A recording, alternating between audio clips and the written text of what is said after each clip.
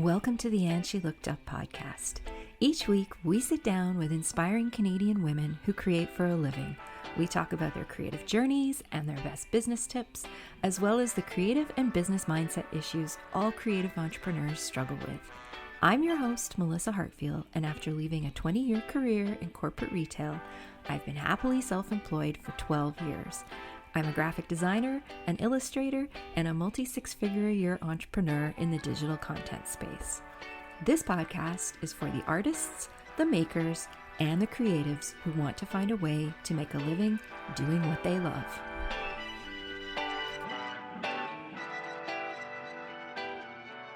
Hello, everybody, and welcome to another episode of the And She Looked Up podcast. As always, I am your host, Melissa, and I am back this week with the incomparable Sam the dog, who you just heard shake in the background there. He'd had enough of where he was sitting. But I am also back with the incomparable Heather Travis this week, and we are going to be continuing our discussion from last week on pricing models. So, welcome back, Heather. Thank you for being here. Hello. And hello, Sam. He's gone right back to sleep, so they need to get up and shake every now and then. I'm with you. I do too sometimes. Good stretch, yeah. Exactly. So last week we were talking about the premium pricing model for product-based and service-based businesses. And this week we're going to be talking about the flip side of that, and that is the value-based pricing model for value. I guess another way to look at this would be like more like bargain pricing, which is a term I don't love. I like to call it everyday pricing. Everyday pricing, that's a good one. Everyday pricing. Budget conscious pricing. Mm-hmm. There's lots of different ways that you can think of it, but we're talking about places like, Target is a budget friendly place to shop. Mm-hmm. It doesn't mean they're not cool. Target's very cool. People love Target. But, you wouldn't confuse it with Holton Renfrew. No. Right? Or Nordstrom's. Exactly. So we're going to be talking about that today. And we're also going to be talking about a hybrid pricing model. And that is where you have a premium level of services and products, but you also have an everyday or budget-friendly line of products and services as well. So as I mentioned last week, I think that for the vast majority of us, there is absolutely room for a hybrid model in what we do. So we're going to be talking about both of those today. And last week, Heather, I threw it at you and asked you what the first thing you thought of when you thought of premium pricing. What is the first thing you think of when it comes to value-based pricing? Value-based pricing, I think of really, there's no extra bells and whistles. There's nothing fancy about it. When I order it, I don't expect that item to arrive in any type of packaging other than, the FedEx box. I'm not expecting a custom thank you card or branded stickers on branded tissue paper wrapping the item. I'm not expecting if it's a service, like I'm not expecting the person to show up in a fancy vehicle and dressed to the nines to sit in my office. It's all the touch points. And I think it's just a no frills. And funny enough, in Ontario, we have a grocery chain called No Frills. Yeah, they're here in BC as well. Yeah. And that, it's no frills, but it's still, you can go to No Frills and buy a can of beans. It's the same can of beans as you're getting in Loblaws, but I believe Loblaws owns both. And they do. Yeah. So that's an example of a hybrid pricing model. Exactly. But they have two. And when you go into one store, the store experience is very different than the store experience going into a Loblaws, even though I'm still getting a can of beans. And so I think that's the thing, value-based doesn't mean that your product is less than. Mm-hmm. It's all the things around the product that you've sort of stripped away. And you've said, I've stripped away all the extras. If you just want this can of beans, you don't have to pay for the nice music and atmosphere, the wider aisles, the fancier grocery bags, things like that. That to me is value. Yeah, I think you hit the nail on the head right there. That is exactly what value-based pricing is to me. It is, as you said, no frills, stripped down. Doesn't mean a poor quality product. Nope. It just means that you don't get any fancy extras. You may not get the level of customer service that you would if you bought the can of beans at the little boutique grocery store down the street. It is a very basic. It's like, speaking of Loblaws, not a fan, but we'll talk about them anyway, because I do think this marketing is brilliant. Loblaws has had no-name packaging for eons. I remember it back when I was in high school, so that's at least 30 years ago. And it is very visible. It is yellow packaging with black text. Yep. Nothing fancy on it. There's no logos, there's no nothing. And it's become branding in its own right. Oh, yeah. And in recent months, I'm sure many of you have seen them, they have actually launched a whole marketing campaign around this no name, no frills packaging. And it's brilliantly done. Yep. I have to say, from a branding perspective and a marketing perspective. I know. Brilliant. But yeah, this line of products has been around forever. They were the least expensive products in their category in the store, and there was nothing fancy about them at all, but they were good, solid basics, particularly if you were on a budget. You know, I think back to, like, you know, university days and oh yeah, it's all about the no name / ramen. But we bought no name, like, mac and cheese because it was even cheaper than KD. Yeah, absolutely. Yeah. And that was, again, you know, so we had money to spend on beer, but it was the value of the product, but basically getting the same product.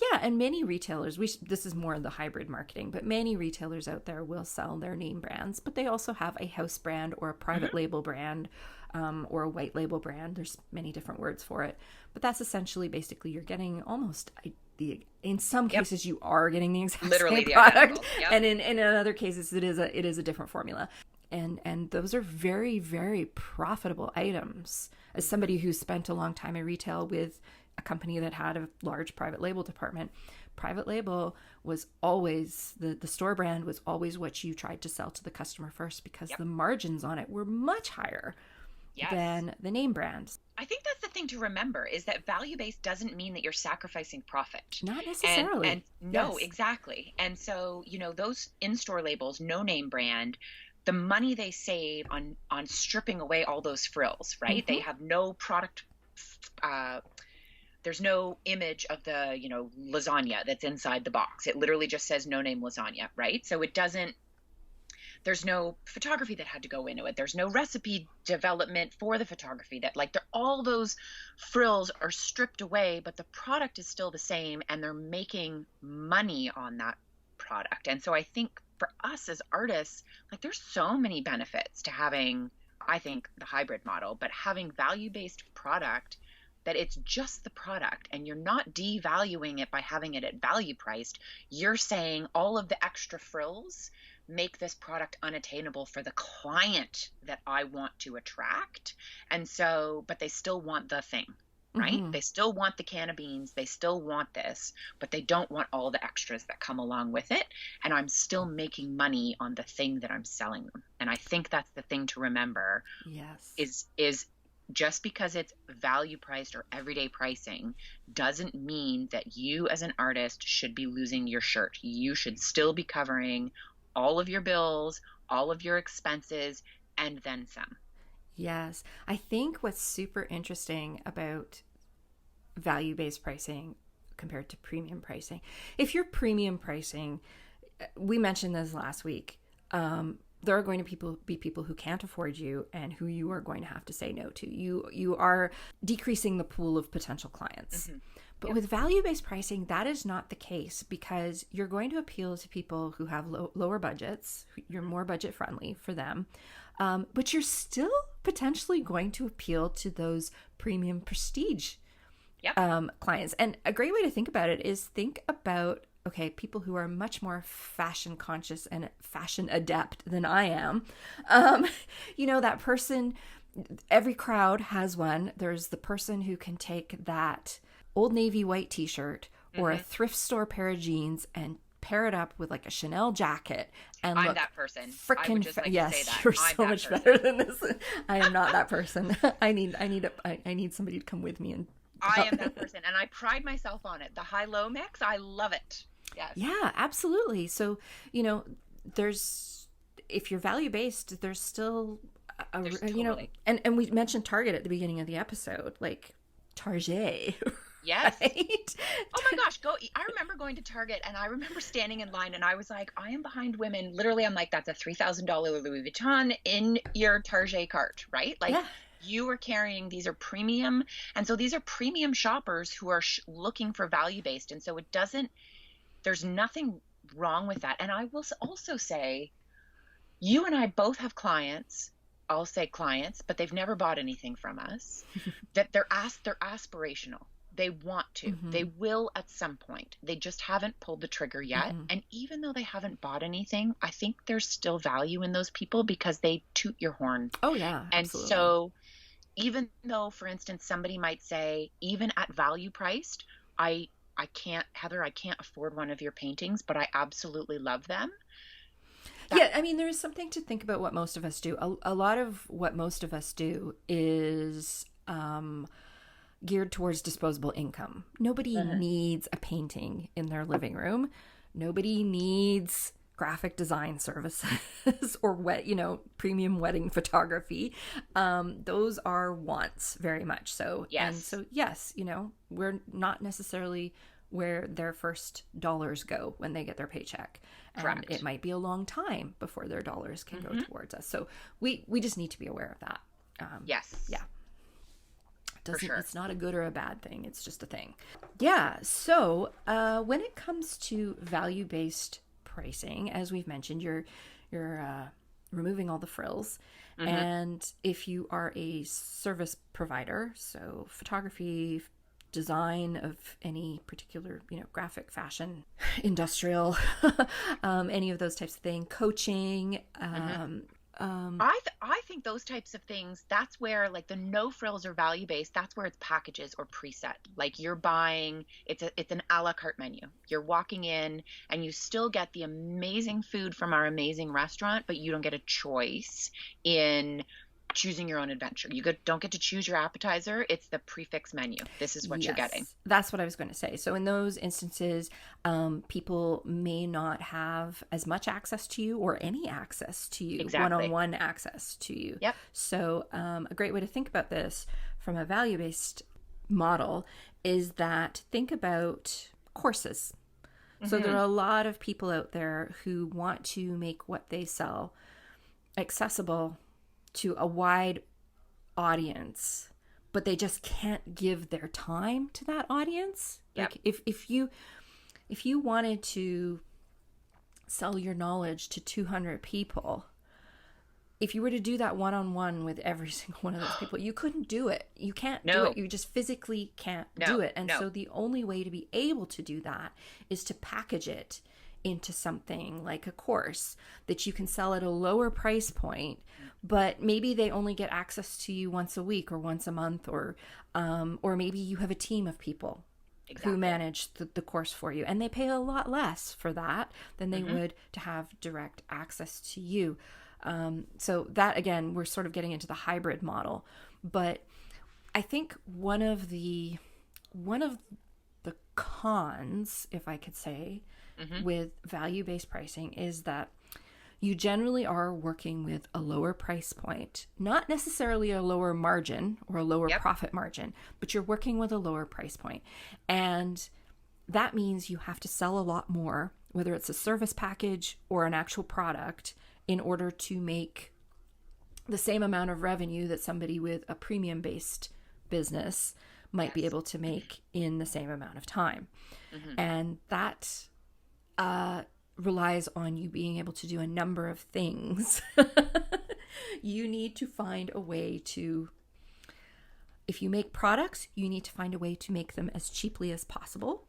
Yep. And if you sell a service, you need to find a way to productize that service so that it becomes something that you can sell at in volume. You need to be able to sell at a larger volume, and that can be tricky when you are starting out. And unfortunately, when we're starting out, that's when we tend to gravitate towards a value-based pricing system, because we haven't got the confidence yet to charge more for our work. And we may not have the skill set yet either. So there's a couple of things there. So for me, when I think of value-based pricing, that is the biggest challenge, knowing that I am going to have to sell a lot more to get me where I want to be. Yes.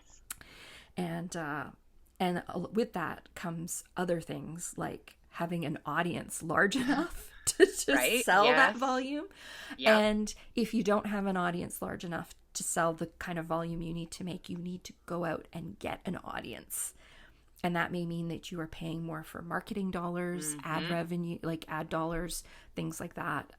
You hear all these 6-figure launches out there. Everybody's like, I had a 6-figure launch. And then you ask them how much it cost to have that 6-figure launch, and it was high 5 figures.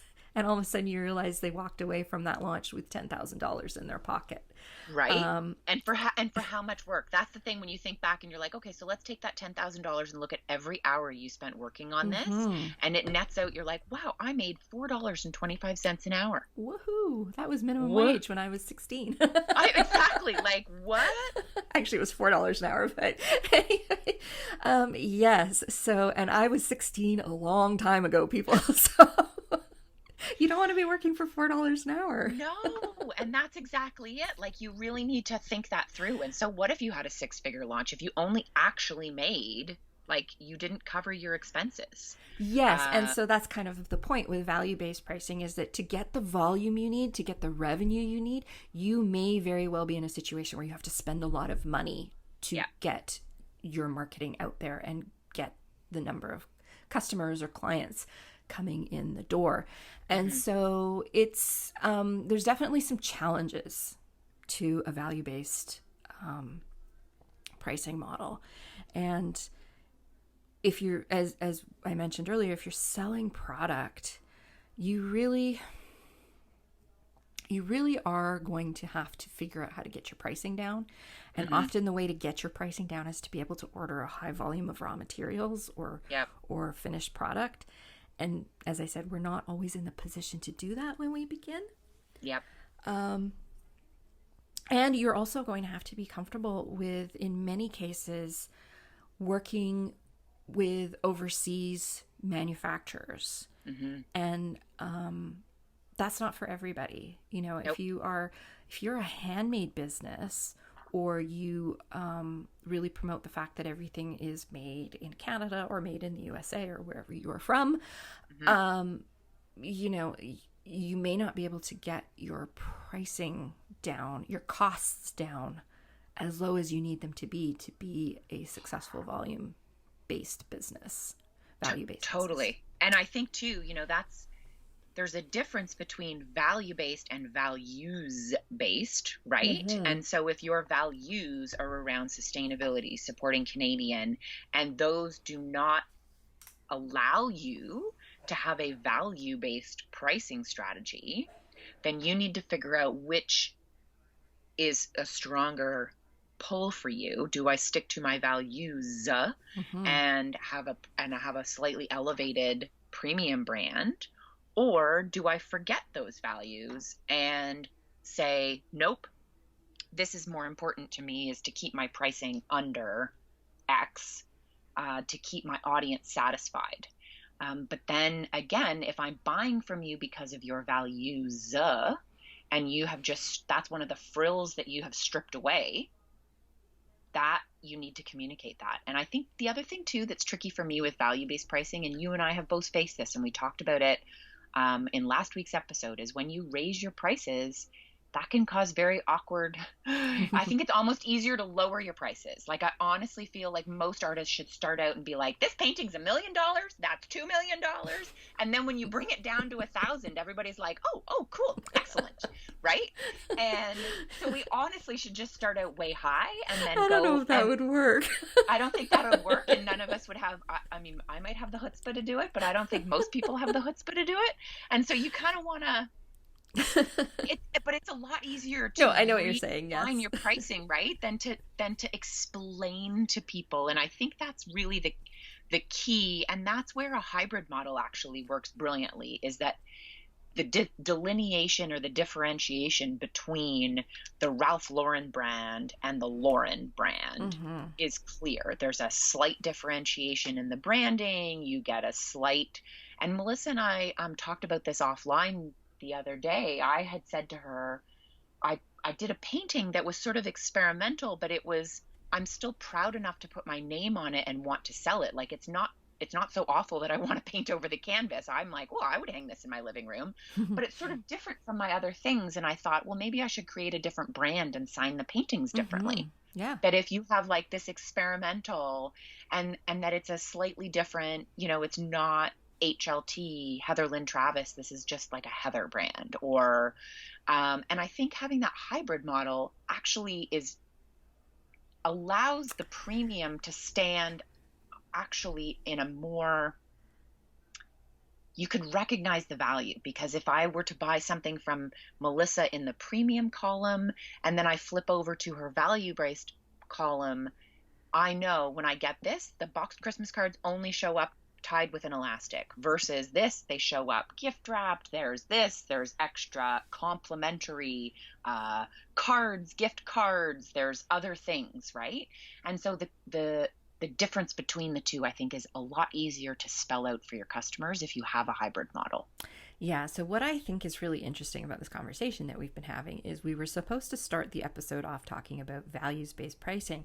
But as you've been listening, I'm sure you've noticed that we keep getting pulled over to the hybrid model. Hybrid. And that really is because doing a values-based model is hard. It really is hard to be able to bring in the revenue that you need to bring in. And unless you're able to operate at a really high volume. So when you think of a store like Target, it works for them because they're high volume. Yeah. It works for Walmart because they're high volume. Yeah. They are moving a lot of product, and they're moving it quickly. And if you are not in a position where you can move product quickly, and a lot of it can be really tough, because then you start to have other expenses. You start to have, like, you're carrying inventory. That becomes very expensive, and you have to have a place to store that inventory, and that can become very expensive. And so you really do need to be able to move things quickly. Now, one area where it can work really well for creatives and makers is in the digital download space. So if you are somebody who can make printables, or and this is a really I was going to say this is a really hot market right now, but honestly, it's been a very popular market for a long time. There are a lot of people out there who are crafters. They're crafty people. They don't want to sell their crafts, but they just really enjoy making crafts.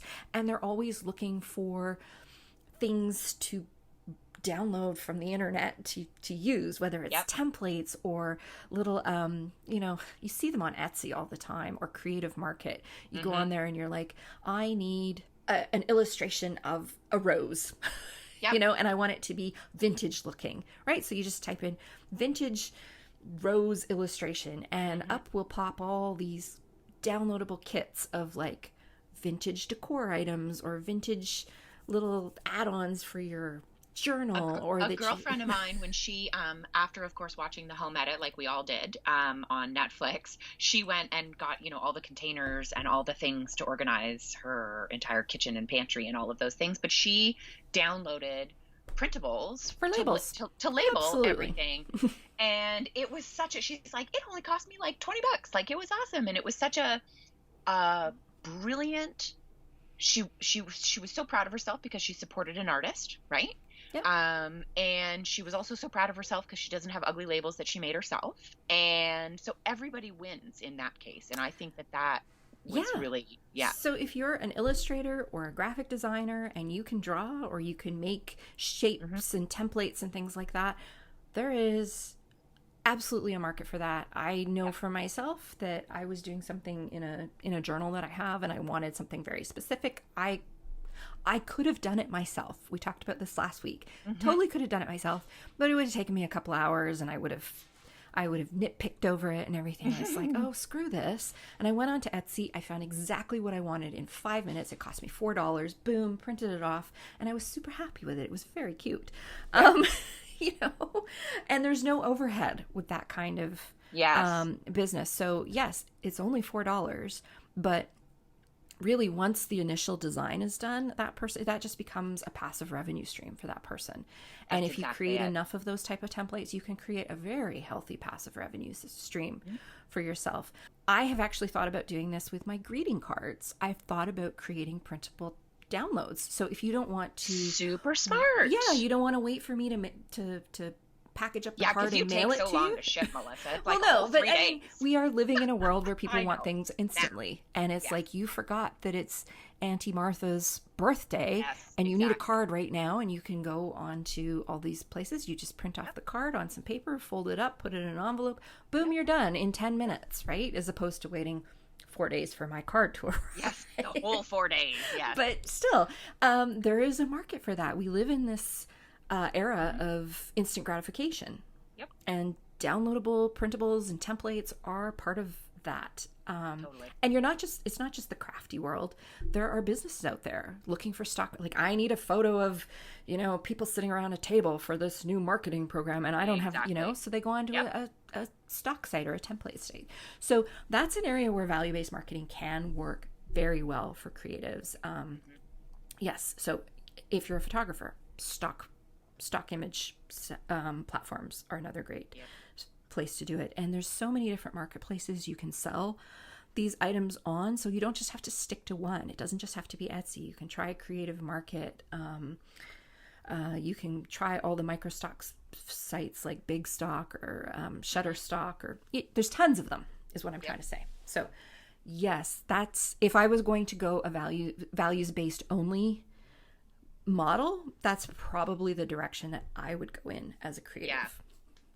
But that blends so well with, like, that to me, it's like you have your value-based downloadable printables, and then you have, and that's the sort of, and then you have your premium product, right? So I could download the Christmas card and put it onto whatever, shit paper I have at home and hope I have enough ink. Or I could pay the premium and have this, and I know that it's going to be printed perfectly. They're going to be folded perfectly. They're going to be packaged. It's going to be on nice paper. And it's just that tangible moment of getting something handmade for you. Handmade, exactly. And I think that that's the beauty of the hybrid model, is that you can, and hybrid model doesn't even need to be like, just as we're talking, I'm sort of thinking to myself, like, when I put stuff on Redbubble or Society6, you can buy a shower. Now, granted, as my dad said, sweetheart, that's the most expensive shower curtain I've ever bought in my life, but it's got one of your paintings on it, so we love it. But, like, it is an $80 shower curtain. At the same time, if you wanted to buy that original painting from me, it's $1,200. So $80 for the shower curtain is definitely more value-based, right? And you have it. And so it could just mean offering your art on different things or through different places that allow you to be more accessible to a wider audience, or the aspirational. And I think that's where the value-based, really, like the hybrid model with some value-based items goes in there, is that it allows people who are aspirational, like they've always wanted Melissa's custom Christmas card kit, but they can't afford that just yet. But having the downloadable for a third of the price means that they can still support that person and feel like they got the thing. And I think that is rewarding customers for their aspiration to support you is a really, particularly as artists and makers, very valuable. Yes, it was like what you just said there made me think of that Netflix show. Is it Emily in Paris? Yes. Yep. Yeah. Do you remember where she has the moment with the really high-end designer? Yes, and the keychain. Yeah, and the keychain. And she's like, that keychain was the way that me and my girlfriends, when we were in high school, that we could have a little piece of what your brand represented. Exactly. And there's a lot of lessons in there. So let's officially move into talking about hybrid pricing. And one thing I do want to say, because we were just talking about, the idea of selling templates or digital downloads and that kind of thing. And that works really well with a hybrid model, because it gives you another revenue stream. And I am all about multiple revenue streams. Yep. And one of the nice things about having a digital kind of revenue stream is that if for any reason you need to take yourself out of your business because, I don't know, maybe you get ill, maybe you have an accident, or maybe somebody in your family gets ill, or you need to spend more time with your kids, or something that pulls you away from being as present in your business as you would normally be, that digital content becomes a passive revenue stream that's still bringing in money that you don't really have to worry about too much. It does require a little bit of maintenance, but and that can be such an insurance policy. No kidding. And it's a great way, like, you're still engaging, even though you're not having that personal interaction necessarily by somebody doing a digital download, your business is still moving. Yes. There's still, like, the snowball's still rolling. It might be moving at a slower pace, right? It might not be at the pace you want, but if you have to take time to take care of a family member, your dog is ill, yourself, maybe you just want to spend more time creating something new, right? Maybe you're just stepping back and working on a new product launch. Yeah, I mean, to have that is hugely valuable. We don't talk about musicians and writers as much as we do, although they are creatives, but we should take a look at their business model, because it's really interesting to me how, particularly musicians, I think musicians and bands are so good at this, but musicians and writers have catalogs of content, of intellectual property. So for a writer, it could be, a writer could have a catalog of anywhere from one book to nearly 100 books. And all of those books have the potential to be earning them revenue all the time. Right? You know what it's like when you find an author and you fall in love with one of their books, and you go back and you buy the entire 20 books in the series. Yep. Right? Musicians, the same thing. Musicians have entire catalogs of albums, songs, and those albums and songs can be repurposed in so many different ways. And they also do merch. Like, musicians are the masters of merch. Right? T-shirts and special editions, and hey, guess what? You know what? This album that we put out a couple of years ago only digitally, next week we're releasing a special edition vinyl. Yep. That all the collectors are going to go mad for. Right? That is a really great way of looking at multiple streams of revenue and of doing hybrid pricing. You can pay, I don't know, what do you pay for a song on iTunes these days? Is it like $1.19 or something like that? Yeah, somewhere in that range. You could pay $1.19 for a song on iTunes. You could pay $9.99 a month for a Spotify subscription and support these people for very little money. Or you could buy that incredible box set CD, DVD of their live concert in Geneva. It has the hardcover book that sits on the coffee table. Beautiful coffee table hardcover book, and it's packaged in this incredibly interactive box, and it costs you $1,500. Okay, yes, that's the premium price. I bought the Beatles one for my and I promise you that it was an arm and a leg. Yes, that's the premium pricing model, and bands know that there are people who will only ever buy the $1.19 song off iTunes or the $9.99 subscription, and then they know that their 1,000 true fans are going to pay for that $1,500 box set, or they're going to pay for the $500 front row ticket at a concert when we have concerts again.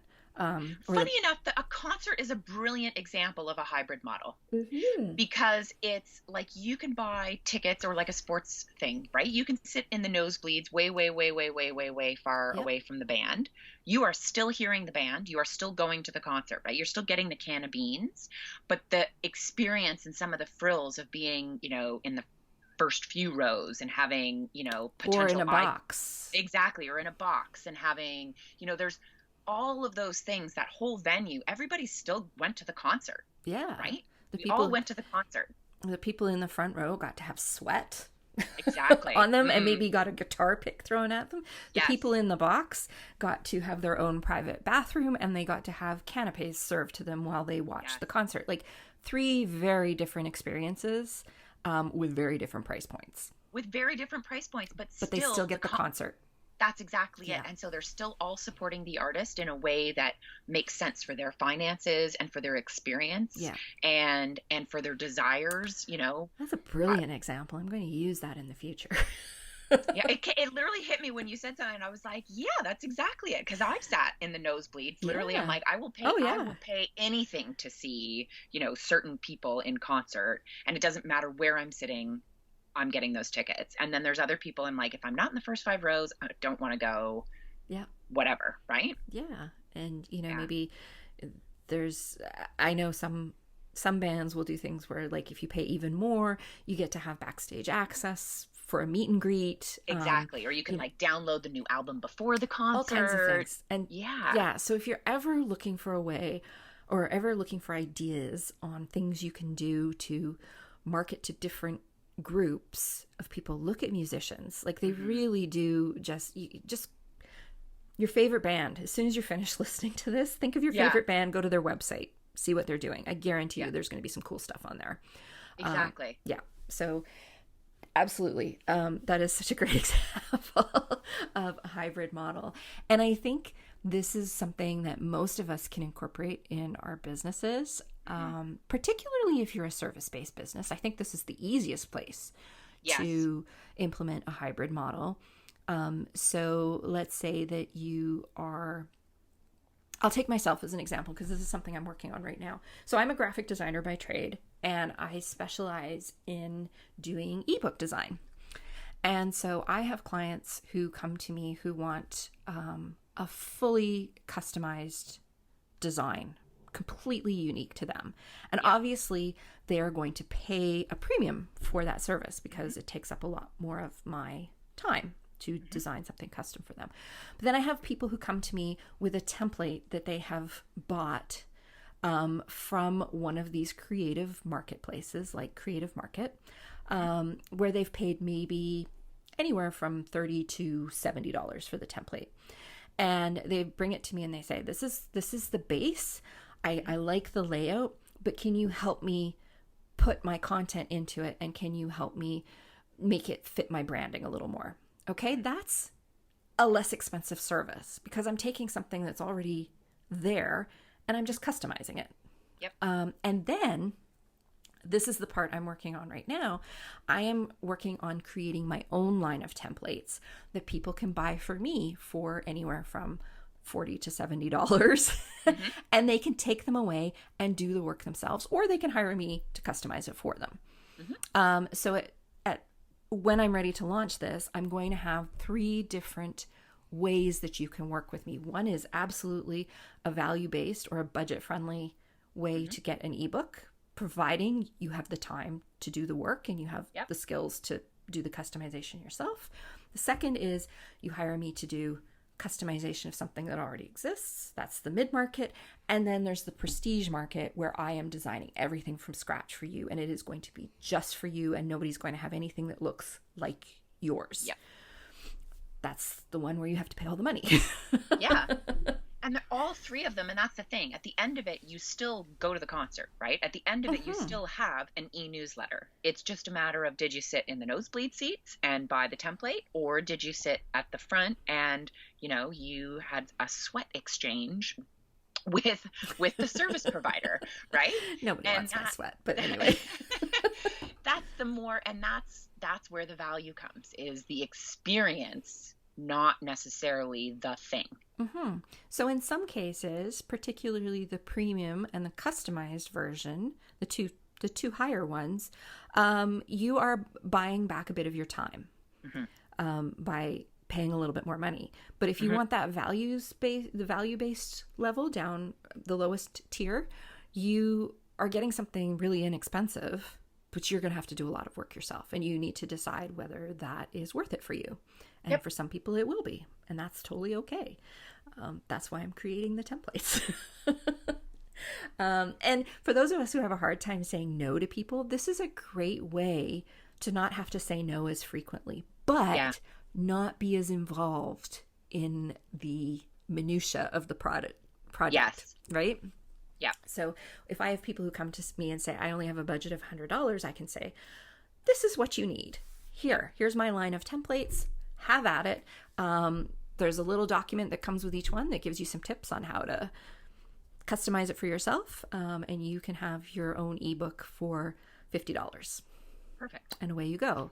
And I like that, like presenting packages, here's option A, B, or C. And then I think too, particularly when people are buying art or design services, there's a little bit of hesitancy unless they've done it before. As we were saying, I think in the last episode, people who hire me for a mural have never hired anybody for a mural ever before. So this is a whole new experience, right? And so you can have different pricing models for that. For instance, if you have a design that your kid has drawn up that you now just want up on the wall, that's a very different fee than me designing something unique and going through multiple rounds of revisions and then putting it up on your wall, right? Yes. There's a difference. Yeah, and this works great for photographers, designers. Like you said, you have made this work for you as an artist. And so there's different ways that you can go about being able to serve more people without necessarily giving more of yourself. Yes. And I think that's really the key. And the great thing, too, is if you get down to that template model, that's very repeatable. Right? Yep. And there's really no limit on how many of those you can sell. And you can choose to market it however you want. You can choose to just, only bring it to people's attention when they ask, or you can choose to really push those. It really depends on how you want to go about it. Works great for photography, wedding packages, family photo shoot packages. I see a lot of photographers doing mini shoots. These are very short 20-minute shoots where they charge a fraction of what they would normally charge for a family shoot because you're getting 20 minutes. You're not doing a lot of outfit changes and things like that. And you get a very limited number of finished photos at the end of it. But it makes it accessible to people who might not otherwise be able to work with you. Totally. I saw, and it was somewhere probably last spring. So, the beginning of COVID, I saw there was a photographer doing family portraits from the porch. So basically they weren't leaving their house, and they charged a very minimal fee. But this, photographers, nobody was doing family portraits. Nobody was doing their sessions. It was really tough. And what a smart model to say in 20 minutes or 15 minutes or half an hour, all your family literally just has to walk out their front door and sit on the porch, and we'll do a quick little photo shoot, and you'll get some great family photos. The photographer gets work. The family feels like they got great value for the dollar. It's repeatable. Like quite literally, could you imagine having like a whole street of people and being like, ding dong, I'm here, next. Well, this is the idea with these smaller, more accessible opportunities to work with you is you want to productize it as much as possible. So those photographers doing the mini shoots, you don't get to choose the location. Like the photographer is like, I'm doing 10 mini shoots here on this day. You get 20 minutes, book your time slot, because the photographer is minimizing the amount of travel they have to do, the amount of tear down and setup and everything. And they can literally sort of move people through quickly without having to worry about changing their gear. They don't have to worry too much about different lighting conditions.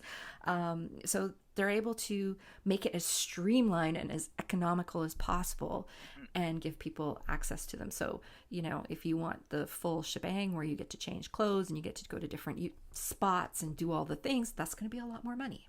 Yeah. Yeah. It's a really great way to be able to work with a wider group of people or people who may not normally have access to you. I think too. Go ahead. No, I was just going to say, I'm treating my print launch as almost that hybrid or the repeatable, right? Because people often ask me for smaller paintings, but I paint very big. And so the print satisfies the smaller demand, a smaller price point demand, but also it's repeatable. You can buy that print. I've already painted the painting. You buy the print, boom, I'm going to sell whatever, 25 of them. And once they're sold out, that scarcity model's there, they're done. So it's not unlimited, but it still places a bit of a premium on the value priced, right? In that there's a scarcity to it, but it's still way cheaper than buying an original and allows you to get something sort of cookie cutter in a good way. Yeah. And you could take that even further by turning that print into greeting cards or magnets, or there's so many different ways you could market it for an even lower price point, a postcard, you know, when you go to a gallery exhibit and they have the gift shop just as you exit the exhibit. Yep. But there's so many different ways things you can purchase with that artwork on it. And sometimes all you want is just the postcard, so you can put it on your wall at home and be like, oh yeah, that was fun when I went to that. Postcards are very inexpensive to have printed. So you can sell those. And then you could even take it a step further and you could make things like the greeting card or the poster or even the print. I've seen people doing this with prints. Downloadable, you print it at home. Yep. Yes. So you could have everything from a $4 download right up to a $4,000 painting from that one piece of artwork. And I love skinning the cat in multiple ways, like being able to take one painting or one design or doodle and make that money work for you. Yes. I think that's the key. Think back to the musicians with their song. You hear that song pop up on a commercial. So I'm a big fan of the Arkells, and I don't know what's going on. I love the Arkells. I don't know what's going on with them lately, but my dad lives with me. He watches a lot of sports, and the Arkells are all over the different sports. Like I don't know who's using it. I think it's hockey. The NHL is using one of the Arkells songs to promote the hockey season this year. And I've heard them on football. I know they're very engaged with baseball. They also did the COVID-19 vaccination campaign used one of their songs. Like they are literally everywhere right now. They have got a good PR person. That's what I will say. I actually think that they do a lot of their own social media just because I follow them. Yeah, and they're really brilliant at it. Yeah. So, I mean, and you know, that's what we're saying here is take that one thing. I want you all, when you finish listening today, to go and look at the work that you have created. I don't care if it's a photograph. I don't care if it's a painting. I don't care if it's a piece of jewelry. I want you to take a look at it and ask yourself, how else could I replicate this and sell it in a way that gives people more access to me? And for some things, it's going to be a little harder than others. But I think if you think about it, you'll probably be able to come up with some ideas. Totally. And I think too, you know, this is where, and I try and remind myself that sometimes, and you and I have talked about it, you know, you have sketchbooks full of things. I tend to doodle on my iPad. And quite often I'm like, this is cute. This little fun doodle that I was doing watching, you know, This Is Us on Netflix or something. I will throw spaghetti against the wall because I've taken the time to do the doodle, right? And so instead of just leaving it in my sketchbook, maybe I throw it up on Redbubble and see if I sell some products with that item on it. And I'll tell you, 9 times out of 10, when I throw something up as a, like, let's just see if the spaghetti sticks to the wall, I sell one item or 2 items. And so, you know, one design, I randomly sketched it as I was sitting, sipping wine, watching Netflix as a creative exercise. You throw it up on Redbubble, which takes like 5 minutes. And then I sold a t-shirt and I made $5. Amazing. Right? And I didn't have that $5 before I threw that spaghetti against the wall. So I think that's the other thing to remember sometimes with value-based is you can use those experiments to sort of throw spaghetti against the wall and see what sticks. Yeah. Like you can skin your sketchbook too, without right? investing too much money into it. Yeah. Absolutely. I think so. One of the interesting exercises I've been going through, and for those who follow me on Instagram, I have been churning out a lot of new stuff in the last few weeks. Okay. There's a purpose behind it. It wasn't necessarily because I wanted to make more sales, although yes, please. Yeah. But I cleaned out my studio a few weeks ago and I was finding all of these different paperweights and cardstocks and bits and pieces, and they didn't necessarily fit the work that I'm currently selling. Mm-hmm. And I was like, well, what can I use? What can I make that uses these? And one of the big things that really drives me crazy is I cut my own cardstock for greeting cards. So I order the cardstock in bulk, and then I cut it myself and score it myself. And when I cut it, I wind up with this little strip off every piece of paper. And it could go in the recycling. I could chuck it in recycling. It would be fine. Yep. But it irritates me because it's waste. I don't like waste. It is waste. Exactly. Like you're cutting a $5 bill and making it a $4 bill. Like, yes. And it's not even the money side of it. Just like I just don't like waste, period. I just feel in the current world we live in that, we should be. I basically lick my paint jars empty in terms of getting all that paint out. Yes. And then what do you do with the jar, right? I mean, my whole pantry consists of pasta and pickle jars that I've just repurposed for dry goods. I'll tell you, Neil Brothers salsa jars make up the majority of my spice cabinet. Oh, Bic Still Pickle jars are perfect for some things, and that pasta sauce company, they're everywhere. Like they're just the their jars are perfect for small pantry items as well.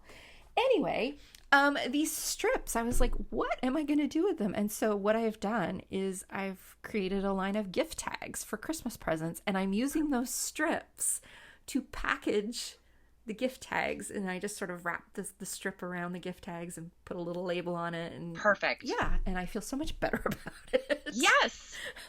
But these are streams of revenue that I would never have considered if I hadn't emptied out my studio and gone like, what can I do with this stuff instead of just chucking it in the recycling bin or letting it collect. Mm-hmm. So there's always interesting ways that you can create new things out of what you have. And it's fun to flex your creative muscles. Absolutely. And it's a creative exercise. Exactly. And look around and be like, well, what can I do with this? It's similar, funny enough, to our episode that we did on, what can you do to make $100? Exactly. Because just looking around, like I can do stuff. There's stuff in my studio. I'm like, oh, I should use that to do something. Cool. Yeah. And all of the things that I am using are things that I can repurchase. Like if something becomes a really big success, then I'll just go out and I'll get more raw material and I'll continue to make those. But if it doesn't, then I got rid of the stock that's in my studio and I'm good to go. Yep. Before we wrap up this episode, I do just want to talk about something you mentioned a little bit earlier.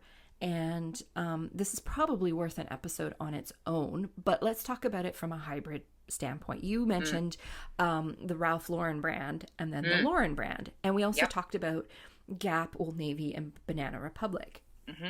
And how these are part of a hybrid model in that they are all the same parent brand, but the sub-brands under them serve very different clientele and not just financially. Yes. And so I think this is a really important thing to consider when you are working out a hybrid model is whether or not you want to create, you can do the tiered model, where you have services or product and it's tiered, but it's all basically the same, with your prints. It's the original painting, the print from the painting, the greeting card from the painting. That's all one brand. It's a hybrid pricing model, but one brand. Yeah. But there comes a time, particularly for creatives, where maybe we want to, like you said earlier, experiment with a new style or do that may appeal to a very different audience, but as a creative itch we need to scratch, right? And a way that you can do that is to create a sub-brand. So it doesn't necessarily have to be a lesser brand in terms of how much it costs, but it becomes a different brand with a different appeal and possibly different branding, which is what you get with Banana Republic, Gap, Old Navy. Exactly. Very different branding, right? But essentially at the end of the day, it's all the same company. So I think there is something to think about there. If you've got a creative itch and you're just not sure how to position it, this is where a hybrid model can be really useful. Yeah.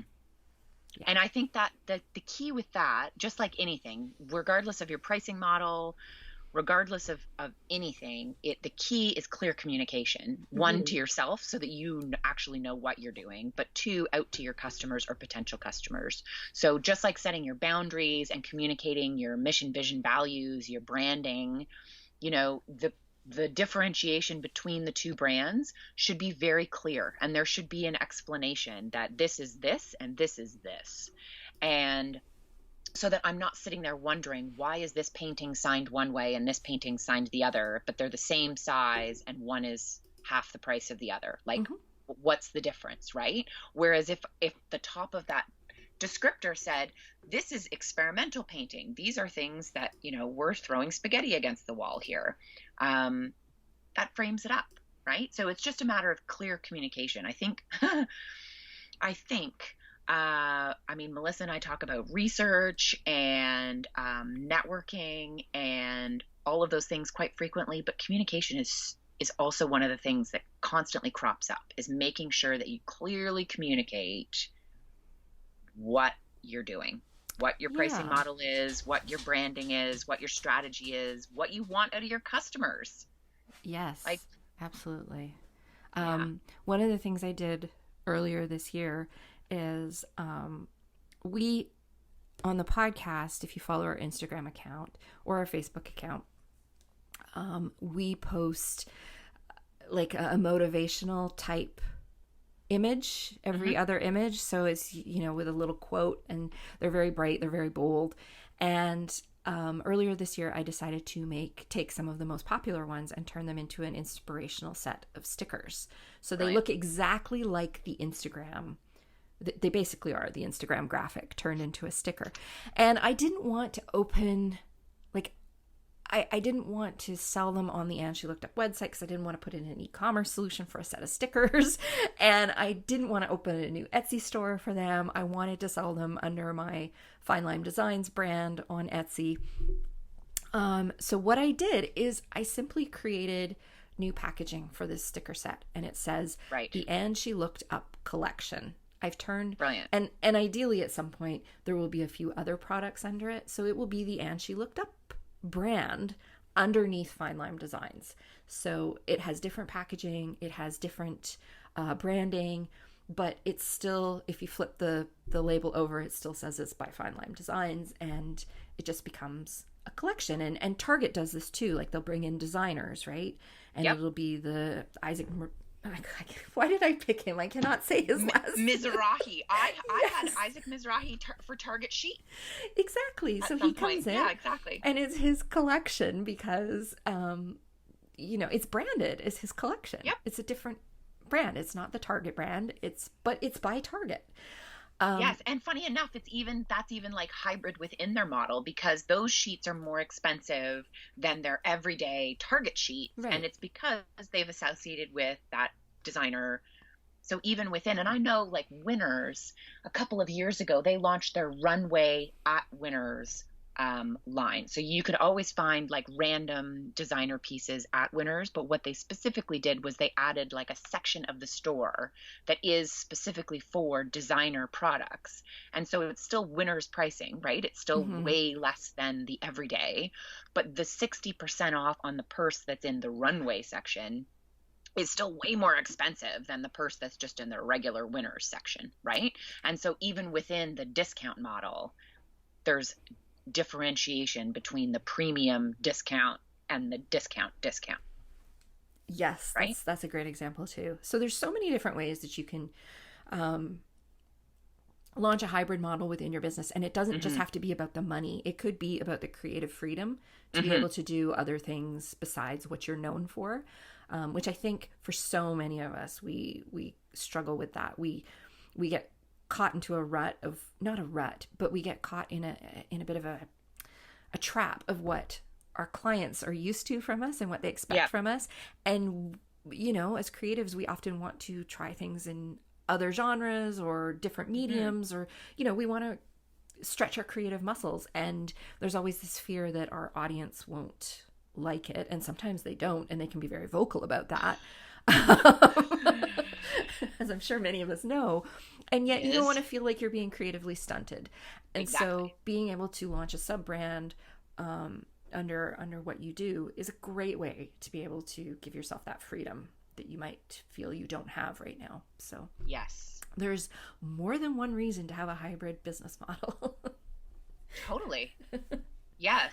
And that I think if anything from the past 2 episodes, be whether you're premium or value-based or hybrid, the choice is yours. I think that's the thing you need to remember, is that you are in charge of where you price yourself, and that you can always change it. Absolutely. Nothing's hard and fast. And if you've been around in business long enough, then you know that pricing, as we said at the beginning of last week, pricing is fluid. It is never static. Ever. No. It should never be static, because you should always be working to raise your prices at some point, because that's how the world works, right? As your costs go up, your pricing has to go up, even if nothing else changes. Yes. Yeah. So it's, pricing is tricky, but I really encourage you to think about the different ways that you can price your products, and to really put some thought into the type of model or models that you want to use in your business, and be very aware of what you're going to have to do aside from just pricing the product or the service in order to be successful with it. Whether that is revamping your branding to appeal to a specific segment, or whether it's giving more options or having different types of access to you. There's so many different ways that you can do it, but you do need to think that through before you just you can't go from $4 to $400 overnight without making some changes into how you run your business. No kidding. That's exactly it. Yes, that's exactly it. And I think too, there also needs to be some consistency amongst, you can have a hybrid model, right? So you can have some things that cost $400 and some things that cost $4, right? You can have both types of things in your offering. But it's consistency within. So if you have a hybrid model or whatever it is, so if you're within the premium model, if you buy a 5 by 5 inch painting from me, and then a 10 by 10 inch and a 20 by 20, that there needs to be some sort of logical progression on the sizing. Or for instance, you're buying 1 gift card versus 5 gift cards versus 10 gift cards. If the pricing, you're like, wait a minute, this doesn't make sense, right? You want people to say that there's, I don't know what the word is, increasing exponential value. Like you're looking at it and going, okay, well, this is 2 times bigger, which means it should be 2 times the price, right? So just remember that there does need to be some consistency within the various model that you choose. You can't just I'm nodding vigorously. You can't see it, but I'm nodding vigorously. We need to wear collars like Sam so that when we shake our head, there's like a noise or something. Exactly. All right. I think, well, we've come up to the end of the hour, so I think we're going to wrap this up here. But I really hope that this helped give all of you some ideas on how you can work with pricing within your business. And I just want to reiterate, please, please, please, please, however you are pricing your product or your services or your work, please make sure that you are making a profit. Okay? Like that is job number 1. Yes. Then the rest. Starving artists no more. Seriously. Exactly. You have to be earning enough to live off of. So yes, we're going to wrap that up here. I'll leave a link to some of our other pricing episodes in the show notes. And if you have questions about pricing, please feel free to send them to us you can send them to us via the website, or you can email us at andshelookedup@gmail.com. You can find us on social media. Instagram is probably the best way. DM us a quick question about pricing, and Heather and I will see if we can incorporate that into future episodes if we get enough questions about a particular pricing challenge, because we certainly do have a lot of collective experience with pricing between the two of us, and we still get stuck. I think that's the thing that Melissa and I both are going through the headache of trying to justify increasing in pricing, and the headache of dealing with customers so you're not alone. Like it's not a fun process. No. I literally have 30 years of pricing experience, from bricks and mortar retail to freelancing to Does it make services. it any easier though? No. That's my point. It's still hard. It's still something that I think about every single day, without a lie. So, and I think maybe if I can just end on this, and I apologize for dragging us on a little bit too long, but I think if you are struggling, know that that's okay, and reach out to trusted friends, family, peers, and really solicit their advice and just bring them in. Make your hard problem their hard problem too. But because you need to look to other people, sometimes it feels very scary when you're just sitting, in your own office or studio looking at your pricing model going, does that seem fair? Am I worth it?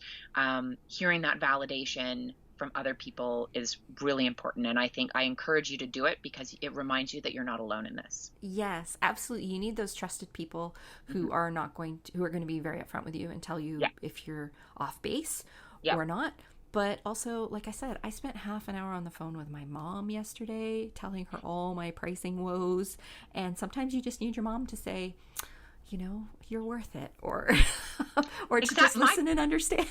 Yes. And funny enough, my parents have been big supporters of my art, and they have bought a number of my paintings, and they have bought them at full retail. I did not even give my own mother, the woman who birthed me, a discount. No, my mom's and I will say that they were happy to do it, and not because I'm their daughter and they love me, but because they recognize that the value was there. And I think when you have friends, family who support you that way, that's a very validating thing. 100%. I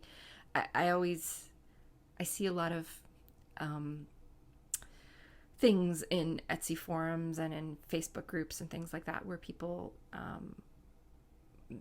make comments about the lack of support they get from family and friends, and it makes me so sad.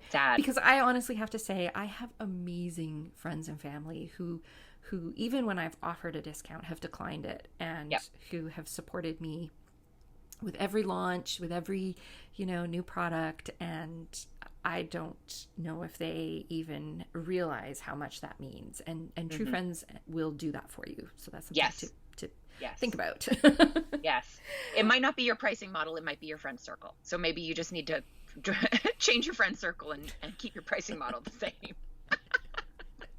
Exactly. All right, everybody. I think we will wrap things up here, but thank you again for joining us all. And Heather will be back in another month to talk about something very interesting. I don't know what that will be. I don't know what that will be. But she will be back. And in the meantime, we'll have another new episode for you all next week. So we will talk to you all then. Thanks for listening. Thank you so much for joining us for the And She Looked Up Creative Hour. If you're looking for links or resources mentioned in this episode, you can find detailed show notes on our website at andshelookedup.com. While you're there, be sure to sign up for our newsletter for more business tips, profiles of inspiring Canadian creative women, and so much more. If you enjoyed this episode, please be sure to subscribe to the show via your podcast app of choice so you never miss an episode. We always love to hear from you, so we'd love it if you'd leave us a review through iTunes or Apple Podcasts. Drop us a note via our website at andshelookedup.com, or come say hi on Instagram at andshelookedup. Thanks for listening, and we'll see you next week.